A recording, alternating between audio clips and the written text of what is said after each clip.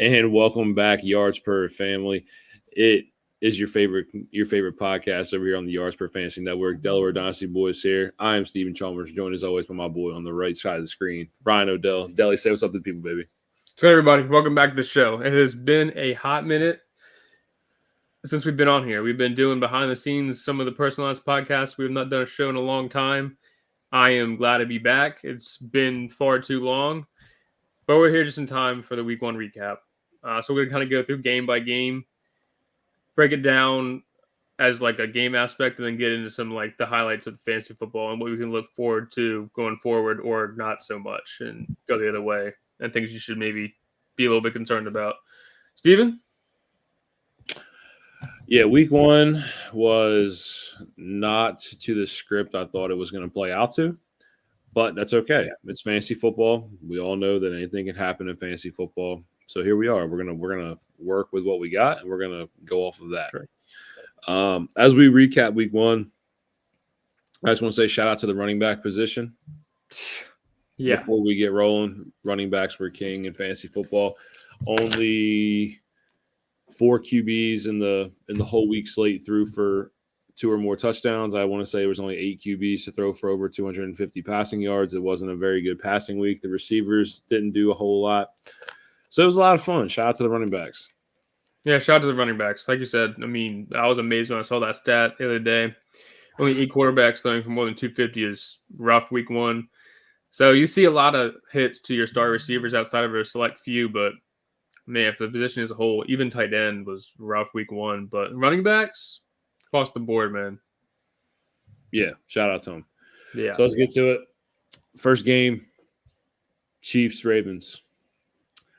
It was the showdown that we all expected. I'll be honest with you. I don't know if the Ravens' offensive line was in midseason form because they look pretty bad. A lot of those rookies had to go one-on-one in situations with Chris Jones all night long, and they got dominated. Yeah. Outside of that, for fantasy implications, Lamar Jackson is a high-end QB1. Anytime you have a QB that can rush for 100 yards, he's done it 14 times in his career. It was a monster stat line. He had over 35 fantasy points, and he only threw 1 touchdown pass. Yeah, Lamar Jackson, electric as usual. I think the big thing here that I noticed in the game that concerns me from a fantasy team standpoint is like a lot of people were high on this Derrick Henry, Lamar Jackson duo to come in hot. I mean, I expected it myself, to be honest with you. But, I mean, we saw Derrick Henry on that first drive kind of take it. And then from there, I think the second half, they really didn't tout him the rock a whole lot. Something to definitely monitor going forward. I'm not to say that he's never going to do what he did, but, I mean, 13 carries, 46 yards for Derrick Henry is not great and something to keep your eye on going forward. Well, the matchup doesn't stand out as a top-tier matchup anyway. We remember Kansas City being a top-5 defense last year. On top of the fact that game script didn't play into Derrick Henry's hands at times.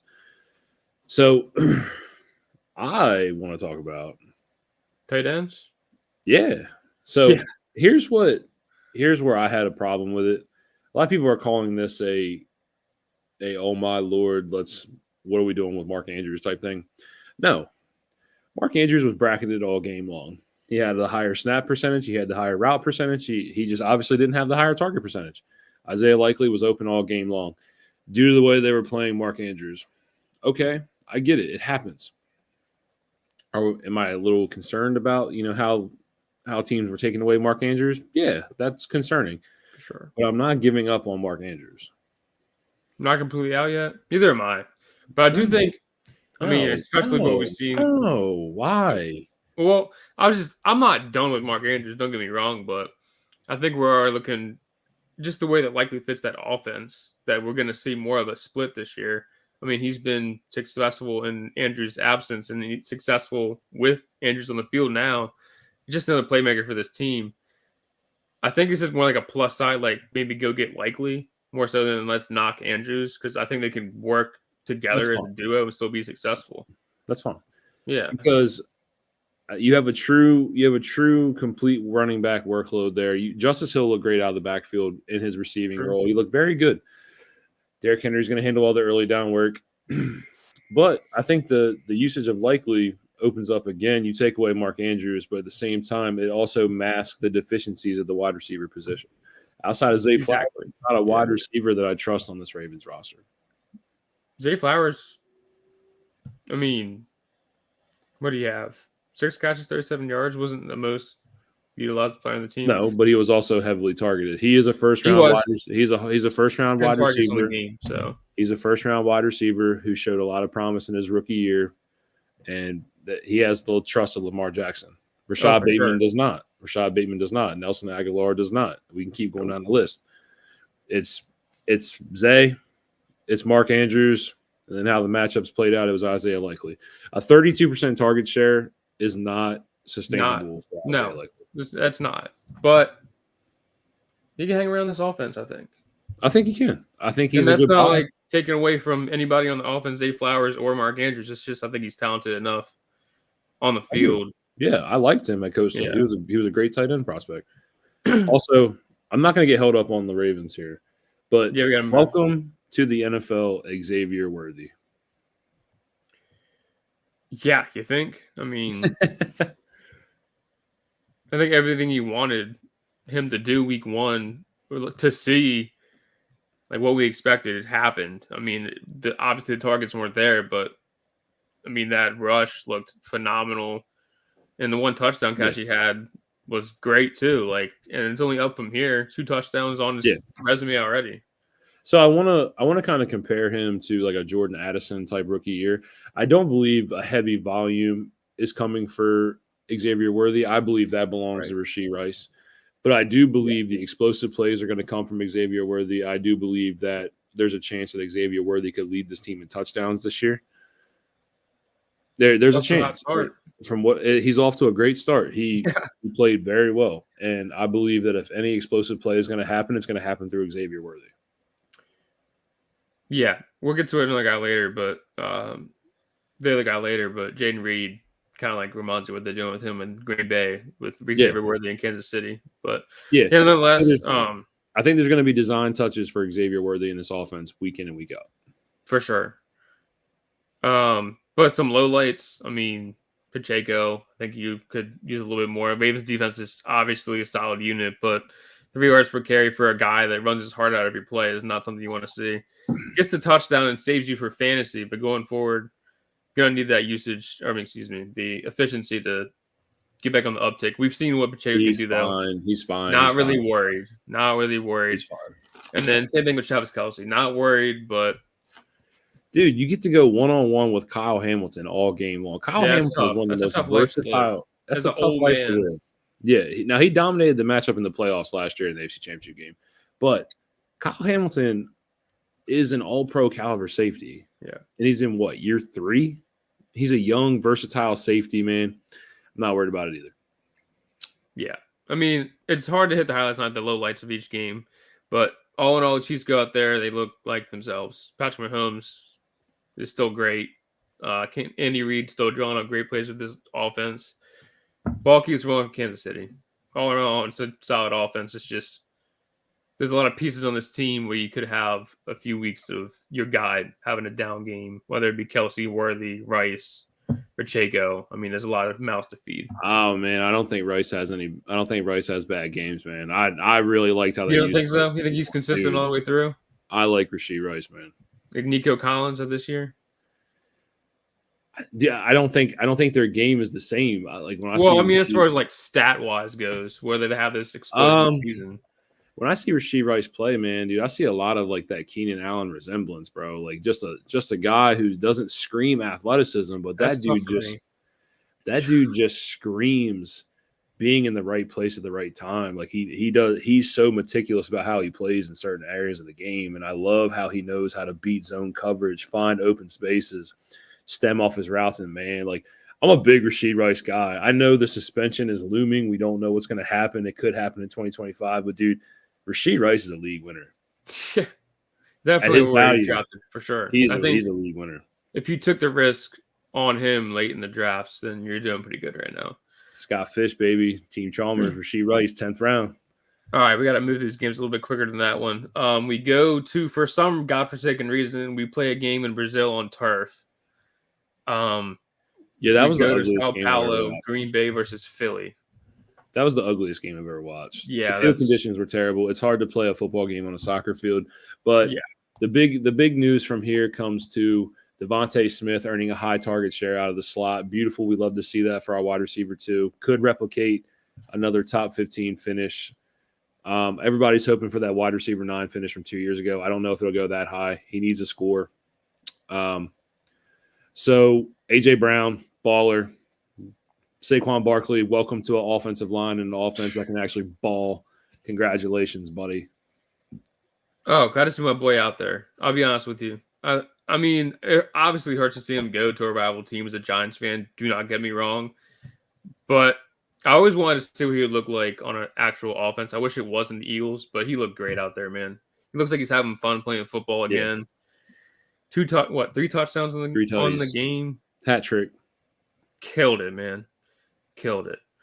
You touched on AJB. That was great. Jalen Hurts didn't really miss a notch. I mean, obviously the 2 picks are probably. Yeah, but people are forgetting, especially one pick. AJ Brown slips in the end zone. He's wide open. He slips and falls in the end zone. It becomes picked off by Jair Alexander. Not his fault. Yeah.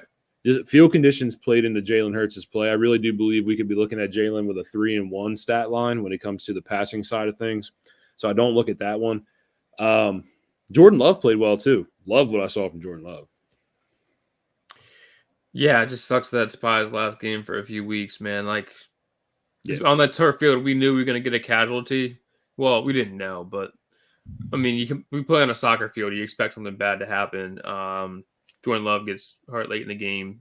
That's tough. He just had a great game. 260, 2 touchdowns, 1 interception.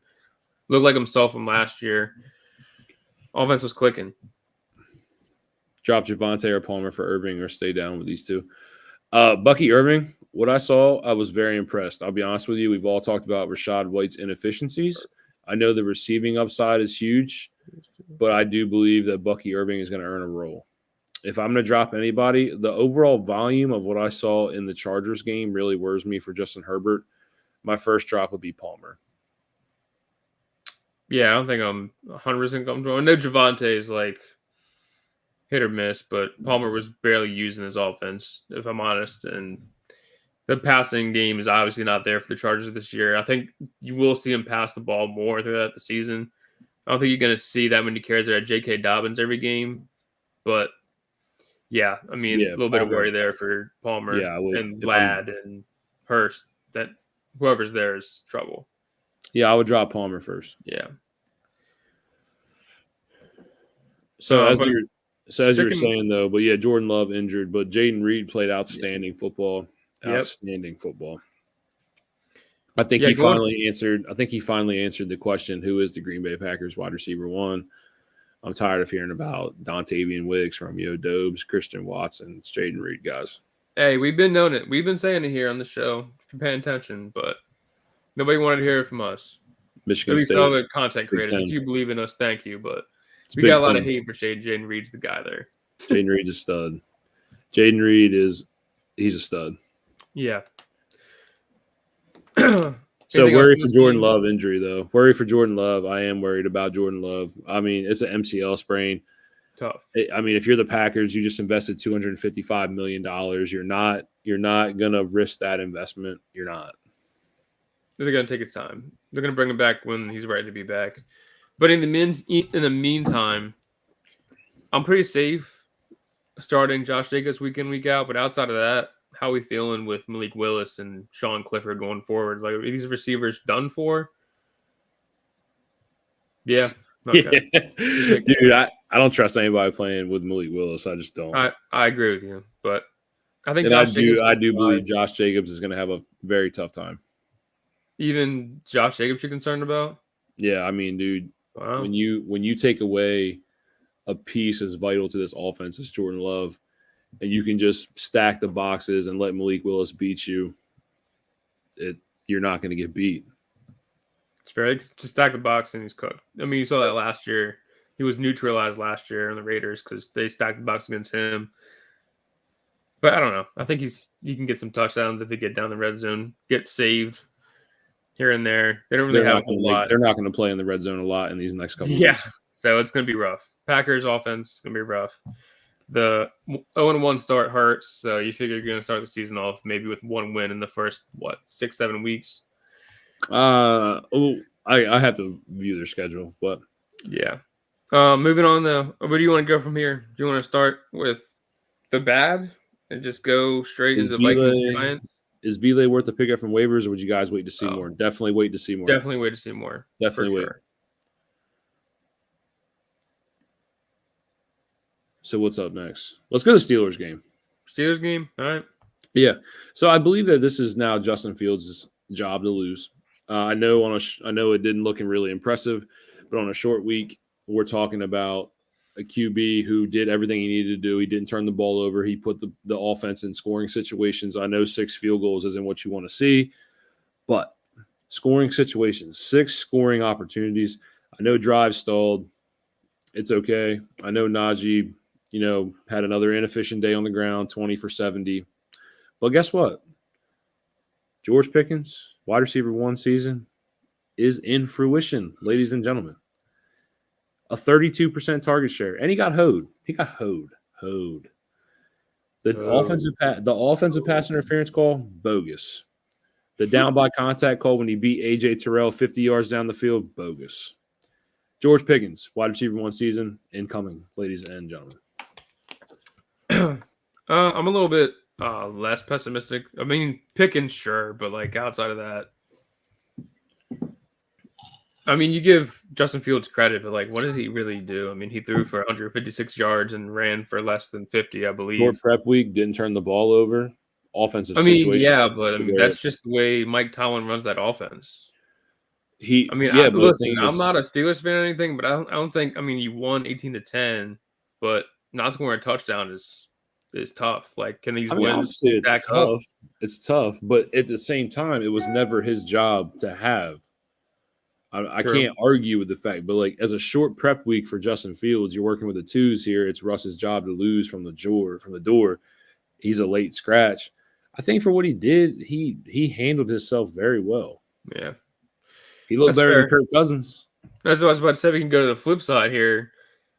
And I say that this win isn't impressive for you guys because Kirk Cousins out there was a complete dud. I mean, we were talking about it before. You were saying he doesn't trust that back foot yet, whereas Achilles is torn.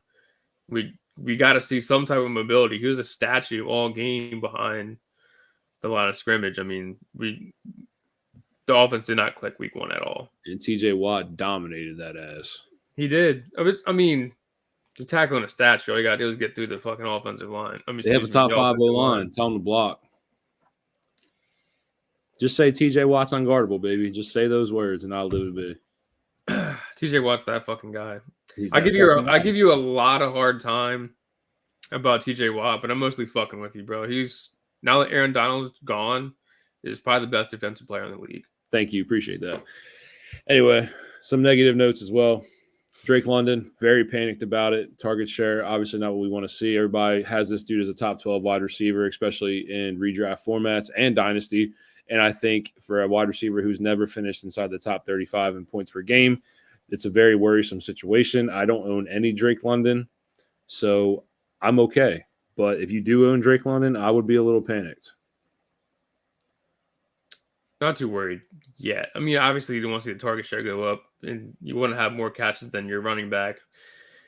But I know he's a big guy. You want to have more catches than Ray McLeod. Yeah, that's true. But, I mean, you never know. They got schemed up. They could have just said, all right, let's just fucking take care of Drake London. Jordan Porter Jr. just had him on lock the whole game. Could have. But, I mean, we've seen efficiencies out of London. He's never had a good quarterback to give him a little bit of credit here. Right, but here we insert the savior. This is but did Kirk Cousins look like Kirk Cousins, though? No.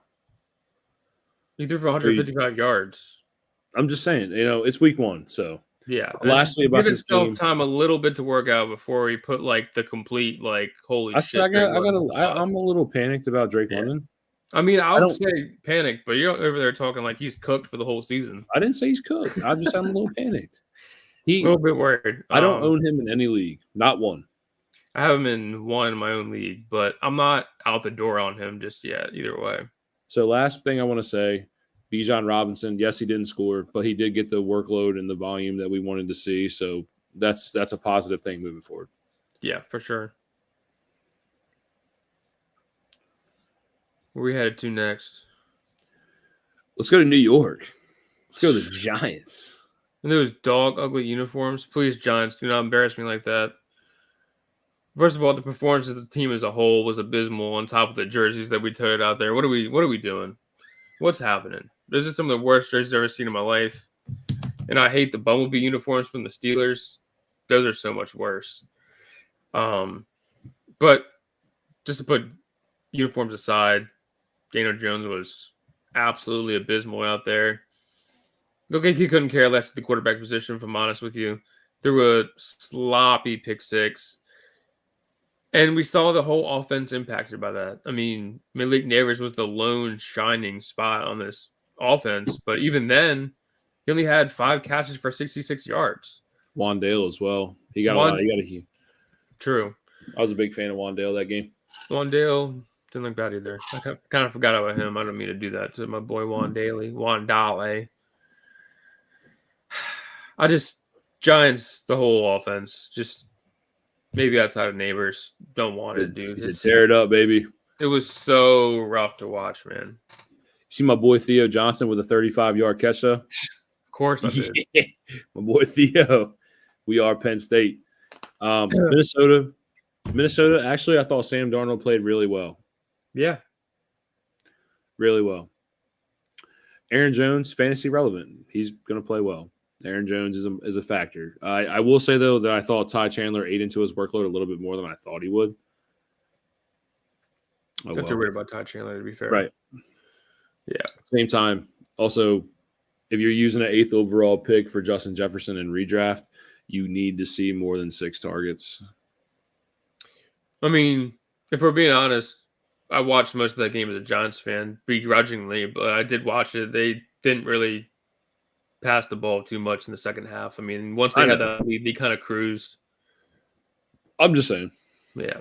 But, yeah, you're right. More than 6 targets is right. He did score. So he scored, but the yards needs to be there. What do you have? 60, 59, 60. 59, somewhere in that area. Yeah.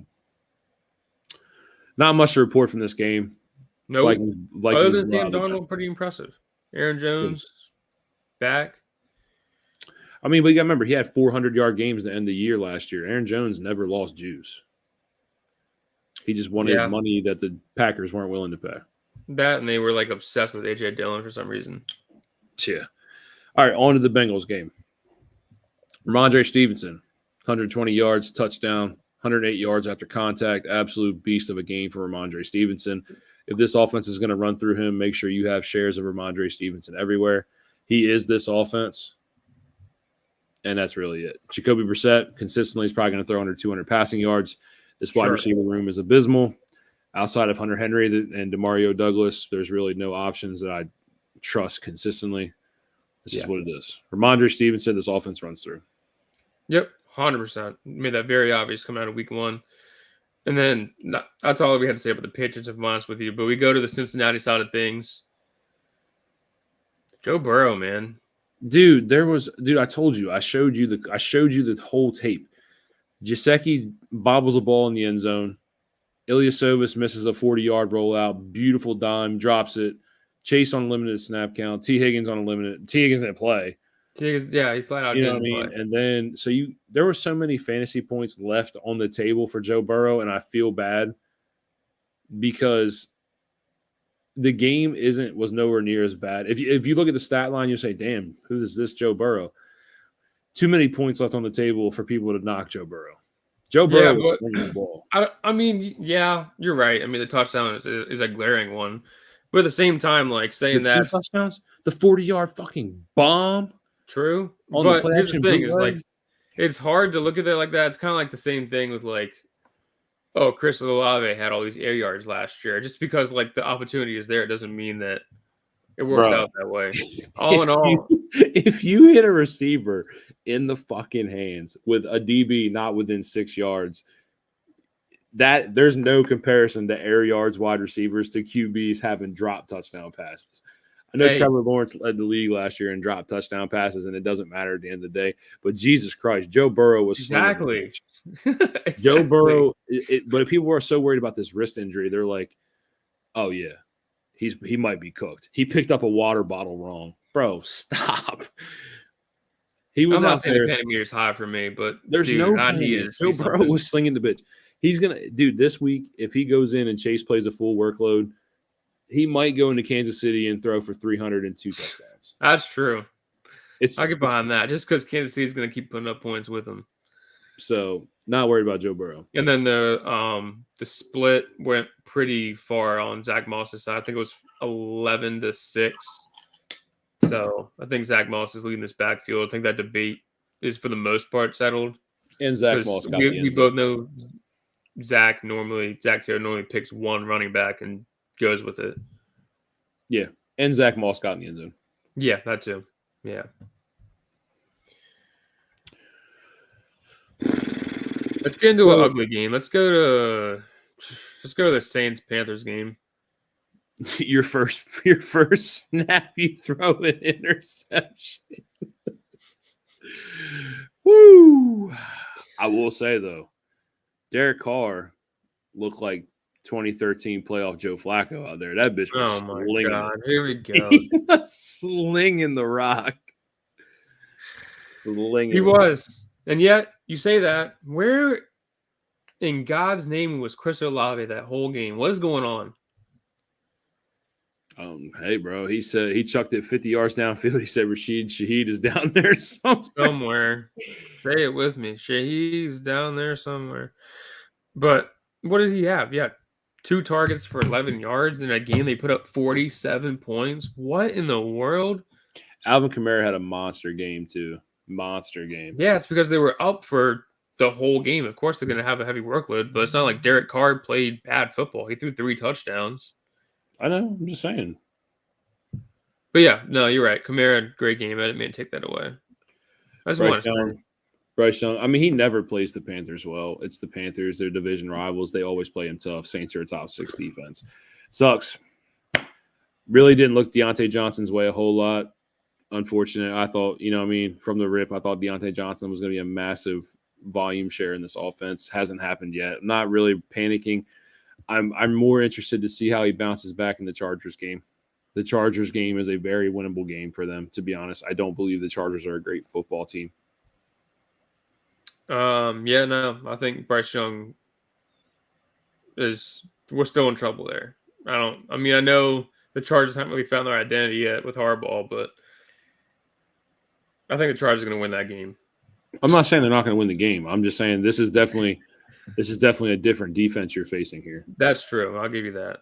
Yeah. But no, everything looked bad. Since the first play, quite literally. And you see, for whatever reason in his head, he's down the sideline smiling about it. I don't know. It's weird. What's going on with Bryce Young? He was so good at Alabama. I don't think anybody can deny that. He was so clutch.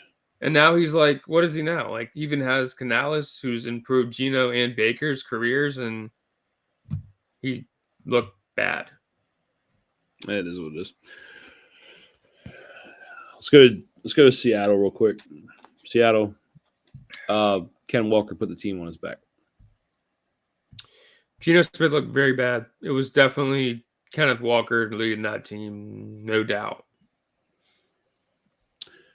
Pat Surtain, new contract. Looking good. Locked up DK.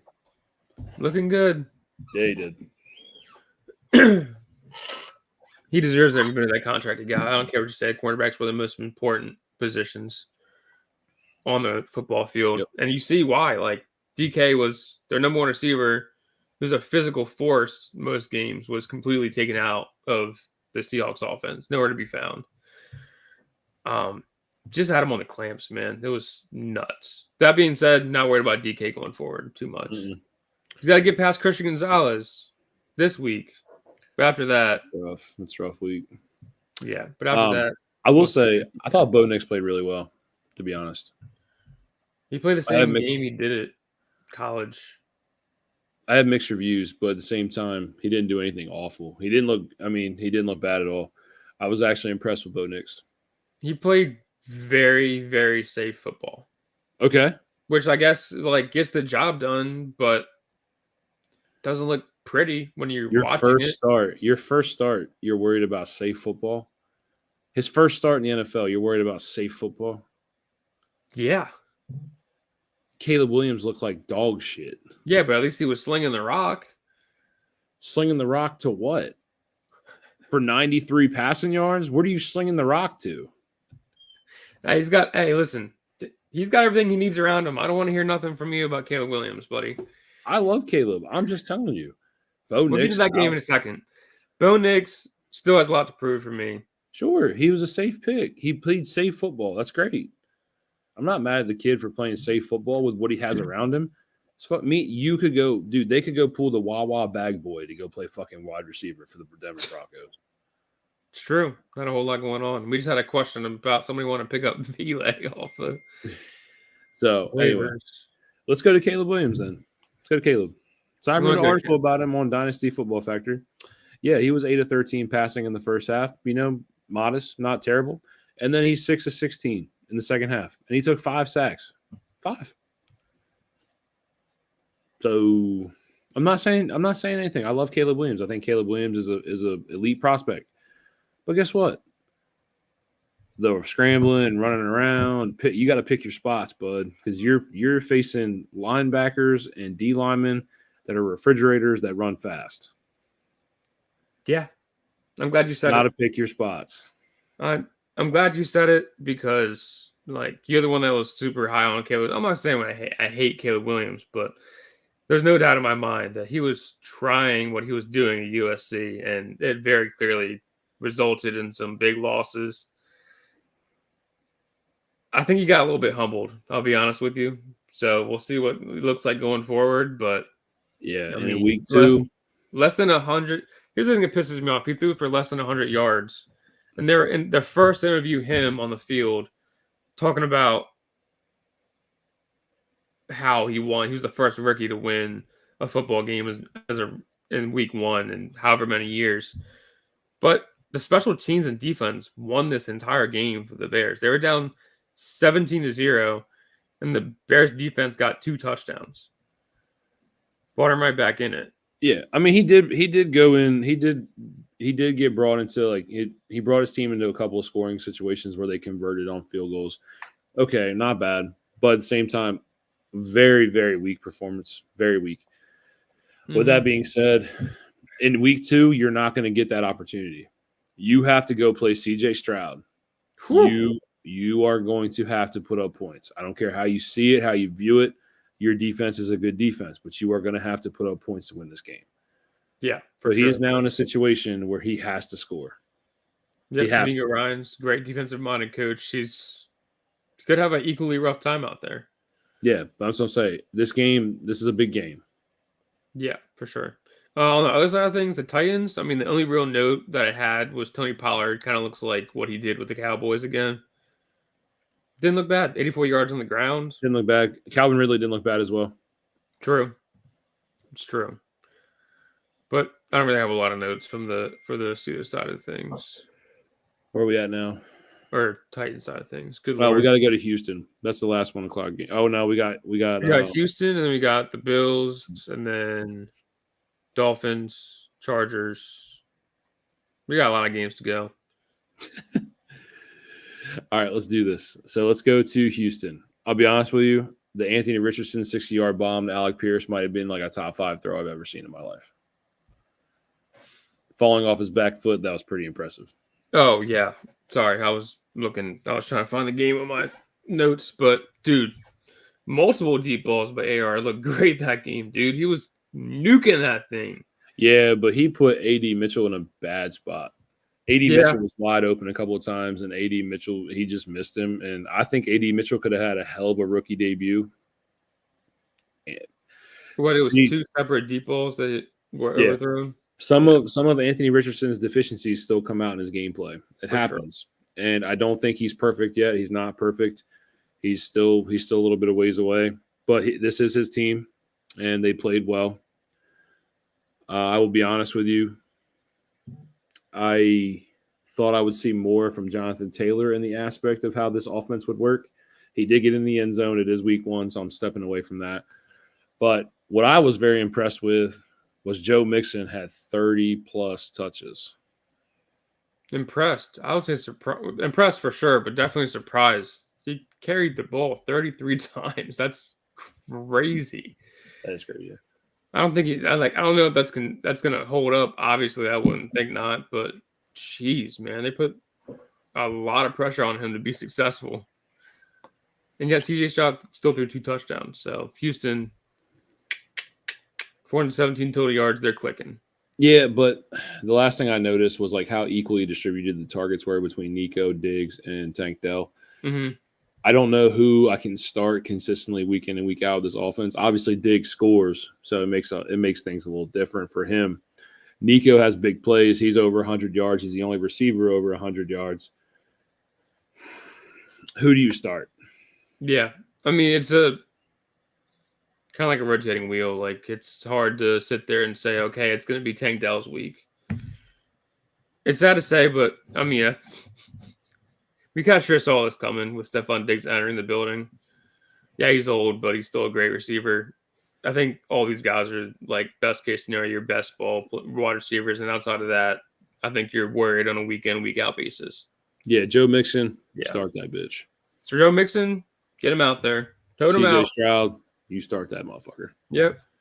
Because much like Jordan Love, who spread the ball as well, like the quarterback is obviously the driving force of these teams. Like we start the quarterback no matter what. Anthony Richardson, yes sir. Yes sir. AR, you're right. You could still see some things he's got to work on, but definitely got the job done week 1. Well, not quite. They lost, but he still looked good. Yeah. Bills game, Josh Allen put the team on his back yet again. 4 total touchdowns. Josh Allen does his thing. James Cook, huge volume that I want to see, 22 overall touches. Obviously, we know James Cook's not going to score in the red zone. It's just not going to happen. Nope. I don't know what his touchdown totals are going to look like, but if you're a fantasy owner, you obviously love to see James Cook touch the ball 22 times. I know Ray Davis was talked about taking a workload here. 3 carries in week 1. Not really worried about it. I will say, though, weird target distribution amongst the Bills receivers and pass catchers. 5 for Keon Coleman, 3 for Curtis Samuel, 2 for Kincaid, 4 for Khalil Shakir. Weird distribution. I believe talent will rise to the top. I'm not worried about Kincaid. It was week 1. Let it play out. We'll see how it goes from week 2 on. And then if the trend continues, we'll then talk about it later on. But right now, no worry for Kincaid. A little bit of worry for Kincaid, but I'm just going to, going forward to knock some of these out. We're just going to go, you talk about one team, we'll talk about the other. So the other side of the ball, surprisingly, James Conner, still that guy. I thought we would have saw a little bit more Trey Benson than what we did. 83 all-purpose yards, 19 touches for James Conner, still his backfield. Still looks like the same role that they've been using for the last, 3 years now? 2 years? 3 years? 3. 3 years. Still looks solid, even though he's getting up there in age. But the big glaring thing here that was like a huge disappointment for me as a big dynasty guy is Marvin Harrison out there with 1 catch for 4 yards. I mean, awful. No good. I don't even know what to make of it because obviously the talent's there. He looked pretty lackadaisical on his routes. I've said it before, but I mean, whether it be him just not playing a whole lot since college and didn't do a combine, didn't really work out for a lot of teams. You get what you got. But either way, he looked rusty out there, and we need to see more out of Marvin Harrison. Oh, yeah. Also, just to shed a little light on Marvin Harrison Jr., he was missed on a deep touchdown by Kyler Murray. I will say that. He was missed there. But overall, yeah, he looked like he was just running wind sprints. Yeah, looked a little rough for him out there. Yeah. But we move on. No worry for Marvin Harrison for real. And then Kyler Murray, good in the first half, bad in the second half. All right, so let's go to the Jags game. It could have been a monster 2-touchdown game for ETN. unfortunately, he fumbled at the 1 yard line. Now you hate to see that, especially for your like stars. Like, sucked. He couldn't get much going on the ground. I will say in limited roles, Tank Bigsby was more efficient than with his carries than he was. Okay, Brian Thomas Jr., welcome to the league, kid. Welcome to the league. For sure. I'll tell you, man, that touchdown in the back of the end zone was so impressive just due to the fact of where Brian Thomas Jr. was in the end zone as opposed to when Trevor Lawrence let the ball go. He covered a lot of ground very quickly to toe tap in the back of the end zone. Very impressed. Brian Thomas Jr. looked pretty good. 4 catches, 47 yards, and a touchdown. So welcome to the league, and he needs to be on everybody's fantasy radar. He should have been. I think he was like late developer. Like once you saw him in preseason training camp, you're like, oh shit. Well, he's definitely going to be the guy there. Yeah. He turned out to be that way. On the flip side here, I won't touch on Tyreek first, obviously, but Devon A-Chain out there led the backfield in my mind. Obviously, you didn't see like the 7 yards per carry you saw last year, but he caught all 7 of his targets, got the touchdown in the red zone. I'm not 100% sold. I still think this is kind of like a shared backfield, but I think they're going to start going to Devon A-Chain more as the season goes on. And you love to see him work mostly for the running back room as the receiver in the role. And then obviously Tyreek Hill, who what he had to go through before the game started was a little weird after the fact. I think originally it was kind of like looked down upon. Once tape came out, it didn't look too great through the other side. But I don't want to touch on politics here. It was all leading up to the celebration when he scored the touchdown with his hands behind his back. That's legendary. Dude's just a baller. It doesn't matter how old he is. He's still going to burn somebody in the NFL, man. It's rough out there. Good luck defending Tyreek Hill. Can we also give some shout out to Jalen Waddle, 96 yards before he left with the concussion in the third quarter. Jalen Waddle also played really well. Sure did. This offense is very explosive. Also, Mostert's out Thursday night. A-Chain's a game-time decision. So if you're seeing this, Jeff Wilson, possible starter there, Jalen Wright. I don't know whose backfield it is. I wouldn't start anybody. Just saying. I forgot A-Chain got hurt. Yeah. About that. This is the thing that people forget to mention with A-Chain. A-Chain is going to be hurt. That's it. Yeah. He's a little guy. So last 1 o'clock game, Chargers, Raiders. I'm going to start with the Raiders. I'll let you cover the Chargers. I'll be honest. Another great performance from a rookie in Brock Bowers. Brock Bowers was the leading target guy on the Las Vegas Raiders. 8 targets, 6 catches, 58 yards. Really showed his athleticism on a PA bootleg rollout where he was able to gain 31 yards on a single reception. Outside of that, underneath throws here, some chain moving throws. Nothing big outside of that big play from Brock Bowers, but overall, the target volume is what we want to see. Love it. He out-targeted Devontae Adams. That's a huge sign. On top of the fact, I am worried about Zamir White. When Alexander Madison out-snaps you and out-touches you in the running back room, I am a little worried. Yeah, never been a Zamir White guy. I'm glad neither of us really talked him up this offseason. If anything, we talked down on him. Madison's not good. I mean, you got to fight off Madison, right? That's tough. But on the other side, I mean, we got a mess going on over here, I'll be honest with you. You got a franchise quarterback in Justin Herbert, and his average throw was 5.5 yards. What are we doing? We got to scheme long balls for this guy. I know there's no real receivers here, but worry about Justin Herbert is sadly here. But on the other side of it, I guess you can look at J.K. Dobbins. He had a massive game on only 10 carries, 135 yards, and a score. I have no clue where that came from. That was probably the most surprising thing for me in week 1 is seeing J.K. Dobbins go back to true form like we saw in college in his rookie season. All in all, the Chargers running backs carried the ball 23 times as opposed to Justin Herbert throwing the ball 26 times. So we're looking at a true run-pass split here. And that's something you want to see for Justin Herbert if he's your QB1. I will say, though, shout out to J.K. Dobbins, like you said, but I think this comes with conditioning, or I don't know if the second gear is completely gone. But I will say when he got caught down at like the 20-yard line on that long run, you could just tell he was gassed. Yeah. So I don't know if the burst, like the second burst in gear, is completely gone or if it's just conditioning issues. We'll see. Yeah. Also, shout out Lat McConkey. He did score. I mean, only had 39 yards, but when your quarterback's average A dot's 5.5 yards, what are you really going to do? The score looked pretty good, honestly. I mean, it was only a 4-yard touchdown, but he was doing what he could to get in. Let's go to Washington. Well, Tampa. Let's go to Tampa. So I'm going to cover the Tampa side here. All right. So Baker Mayfield goes crazy.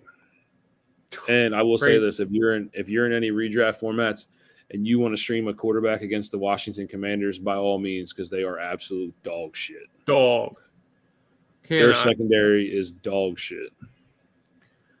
Anyway, Mike Evans, put the Hall of Fame jacket on that dude. Yep. Put it on that dude. Mike Evans is a different animal. 2 touchdowns, 5 catches, a little over 60 yards. Delaware's finest, shout out to our boy at home, Chris Godwin. Another, 8 catch, 8 target, 83-yard day, got in the end zone. Congratulations to him. Baker Mayfield played great overall. Tampa Bay offense looked like they were rolling, didn't skip a beat. Rachaad White still inefficient, still averaged under 4 yards per carry in this game. Still saw a huge receiving workload. So if you also Bucky Irving. He looked great. He did. He's a better runner than Rachaad White. He is. Rachaad White's going to have a huge receiving role, but Bucky Irving is going to get touches. And I believe Bucky Irving is worth a waiver wire pickup. Yeah, he's worth a shot in the dark. I mean, I think if anything, they'll get to a split, but I mean, definitely doubled his yards with 6 less carries. So, but on the other side, thank you for letting me talk about Jaden Daniels, who, from a fantasy perspective, did great. What he had 50, what was he at for rushing yards? 88 yards. Yeah, I was right the first time. And 2 scores from the ground. We're already seeing the head coach say, hey, that's going to pull back, which I guess you don't really want your rookie quarterback rushing the ball 16 times every game. No. Definitely don't want to see that. Through the air, it was a little wishy-washy. But I think from a fantasy standpoint, I think he can tout Jaden Daniels out comfortably week in, week out going forward. But I definitely wouldn't count on 16 carries a game. He had more carries than both his running backs combined. He left so much on the table to be desired as a passer, especially like we talk about his best attribute is his deep ball. And he's 0-3 of throws on 15-plus yards downfield. Didn't really look for Terry McLaurin. The target distribution was real weird. Terry McLaurin's your number 1 guy. You have to get him involved. He's the best skill position guy on your roster. Didn't try to find him. It was just weird. It was a weird game. I thought he left so much to be desired. He ran 16 times. At times, he looked like he just wanted to put his head down, find a crease, and go. He didn't try to scan and survey the field. He didn't try to make a play outside with his legs and deliver the ball on the run. I'll be honest with you. I didn't see a whole lot as a passer that I liked. Yeah. I mean, Austin Eckler was the leading receiver on this team. So I'm just saying. Tough. So. That's tough. Someone's got to change there, but as far as fantasy goes, I think he's okay. From a real life standpoint, though, a lot to be desired. He also fumbled with the ball 3 times, but didn't lose any, so got away with that one. So where are we at in Dallas? I think we talk about Dallas. Oh no, you're right. Deshaun Watson is dog shit. Yeah, I mean, can we just move on? Like, I really just don't want to talk about. I just want to say this. Go ahead. We have to. Go ahead. He was 0-15 for any throw to 15-plus yards down the field. He looked absolutely terrible. Again, another QB that gets to play behind a top 5 offensive line, and the Cleveland Browns couldn't do anything all day. The only player that I even will say had a good day was Jerome Ford. That's it. It's fair. It was really bad offensively for the Cleveland Browns. Deshaun Watson is a shell of his former self. He has not played meaningful football in 5 years. It's really ugly over there in Cleveland. Quite possibly the worst contract in the NFL of all time. It's going to go down. Well, that guarantee killed them. On the downside of things, I think a lot of the games we talked about tonight, they fell victim to the same thing as far as the fantasy standpoint goes. They got the lead, and they cruised. Dak Prescott under 200 passing yards. You saw that. CD not that efficient in week 1, didn't score, so it looks a little rough there. But the whole offense I'm not too worried about. I mean, they leave a lot to desire, but like I said, I mean, they kind of took this lead and ran with it. The one surprise, though, is it was a split, but Zeke is still being used in the red zone by the Cowboys, so he should be on your radar, sadly. Yeah, Zeke's a flex option. Yeah, he really is, and he shouldn't be, given his age and usage and all that. What he's done for the last couple of years. We've seen veteran running backs have meaningful seasons later in their careers. It's true, but yeah, I think Zeke's one of the best 100% on your radar. Zeke's one of the best running backs of this generation of like the 2020s. He is, no doubt in my mind. Why not? Zeke's definitely in that conversation. Mm-hmm. All right, let's go to the Rams. Final game. Well, we got Monday night, but so we got Cooper Kupp. 21 targets. We talk about that for some wide receivers in a 3-game stretch. Yeah, I was about to say. Cooper Kupp handled a monster workload, ladies and gentlemen. Monster. 14 catches, over 100 receiving yards, a touchdown. Puka Nacua is now on the IR for 4 games with a knee injury. Matt Stafford and Cooper Kupp are obviously going to breakfast together. It is a monster workload. Cooper Kupp is a locked in and set it and forget it top 10 wide receiver week in and week out. It's what it is. For sure. I will say, I do believe that DeMarcus Robinson is going to get some burn here as the wide receiver 2 for the overall for the Los Angeles Rams.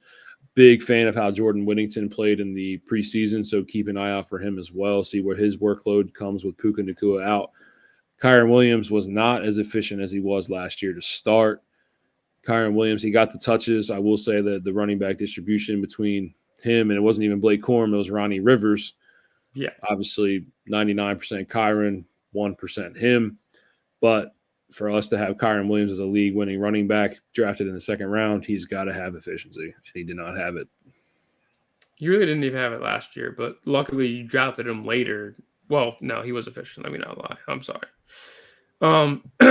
Line side of things, I think the big thing for me here I was surprised by is because I kind of expected Gibbs to take that leap over Montgomery. Montgomery outcarried him in this game. They stuck around as that duo. We kind of seen the same thing we saw with Kamara and Ingram early on in Kamara's career, where they're both efficient.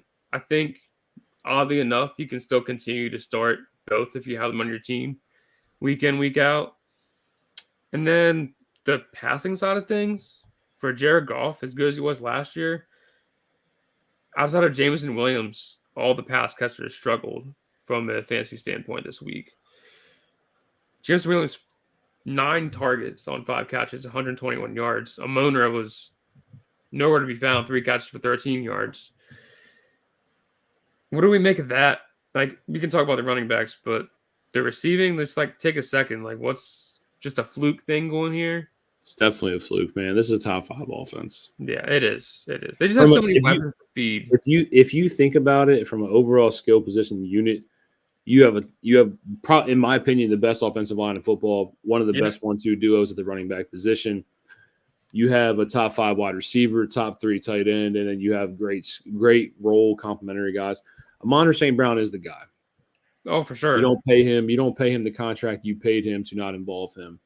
Again, it's a fluke game, 13 yards receiving. That'll probably never happen again for the next 2 years. So let it be known, you don't have any worry about Amon St. Brown. It's no worry at all. Final game. Final game. We're out of here under an hour. I'll let you cover Jordan Mason. Actually, you covered Jordan Mason last night. Yeah, I covered him last night. Go ahead. All right. So we got the we got the San Francisco 49ers played an overall pretty safe game. Brock Purdy, didn't really do a whole lot, okay. Jordan Mason, congratulations. Never had a workload like this in Georgia Tech, and never had a workload like this in the NFL until Monday night, excuse me. And here we are. Talking about 150 yards on the ground, a touchdown, a couple catches.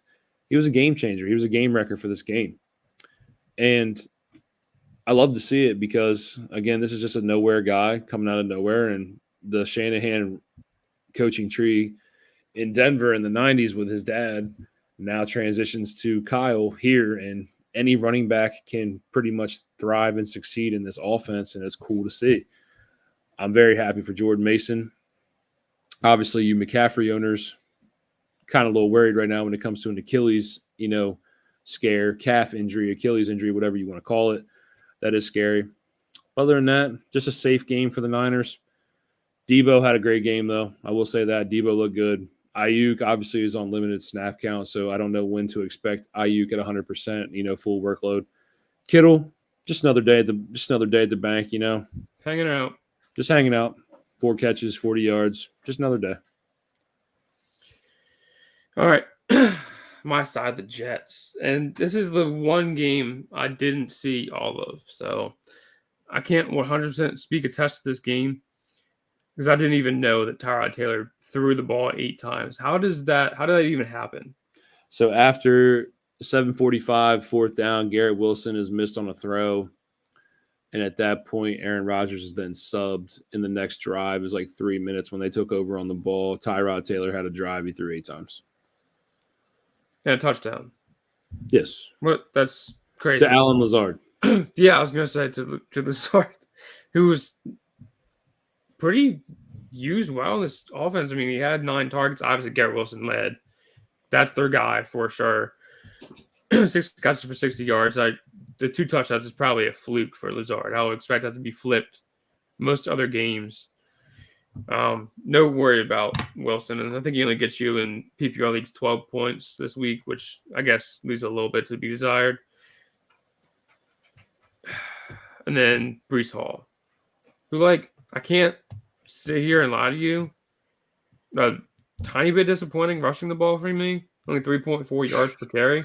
You played the San Francisco 49. Hey, man, I don't want to hear it. He also had 5 catches in this game. And he scored in the first quarter. He did, but don't care. Look, all the elite running backs good defenses are good defenses, but I feel like in time, if you're good enough, you can beat any defense as a runner. Breece Hall had over 17 fantasy points. He averaged 3.4 yards per carry. Like I said, not worried about it. He was drafted, top 5? You're playing a team who is top 5 in overall pass defense and run defense. Why does the efficiency bother you when you're playing a team like that? It's true. He touched the ball. Look at the opportunities. Look at the snap percentages on the field. Look at the heavy involvement in the passing game from him and Aaron Rodgers. He scored in the first fucking quarter. Then what? Fumble the ball? He did fumble the ball once. No, not really worried about Breece Hall, but yeah, please use your words wisely. It's not a knock on him. I just want to see him cook, man. I've been waiting all offseason for this. He cooked all year. He cooked all year to end the year last year. Let the kid. It's a tough matchup, man. Listen, I need to see more next week. I'm just saying. Me and you are both big Breece Hall guys. I'm not knocking him. I just want to see more. Breece Hall is my fucking dude. I know. But I guess that wraps it up. Yeah, week 1 recap was crazy. We will be back on Saturday. Yeah, Saturday, our first start of the year. I'm so excited, guys. So excited. Show out. We had such a fun time last time. Yeah, show out for the start sits, man. We can't wait. Saturday night, 8:45 Eastern. Tune in. Ryan and I are here. Again, keep receipts because if we're wrong, we're wrong. And we want to be wrong. We want to know we're wrong if we're wrong. We love being right, though. We love being right. So we will see you on Saturday. Easy to be right, baby. We love to be right. So we'll see you guys on Saturday night. And on that note, we are out.